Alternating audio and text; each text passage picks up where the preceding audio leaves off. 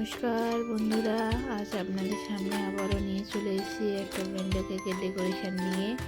এই ব্যান্ডো কেকটা হচ্ছে ম্যাঙ্গো ফ্লেভারের। এই কেকটা যদি কারো ভালো লাগে অর্ডার করতে পারেন, অর্ডার অ্যাভেলেবেল আছে। চলুন এই ডেকোরেশনটা শুরু করা যাক।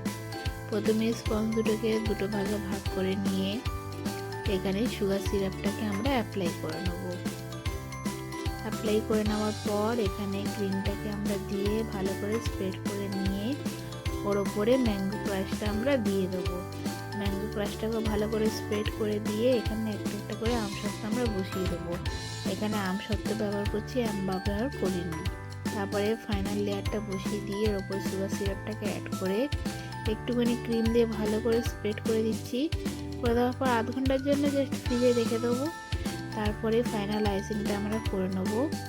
করে নেওয়ার পর ভালো করে প্যানেলটা ধরে একদম ক্লিন করে নেব।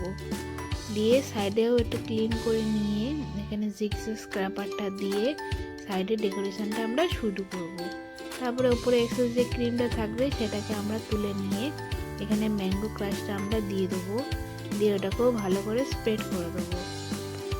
স্প্রেড করে দেওয়ার পর এখানে ম্যাগি নুডলস টাইপের পাইপিং দিয়ে আমরা এখানে সাইডে ডেকোরেশনটা শুরু করব।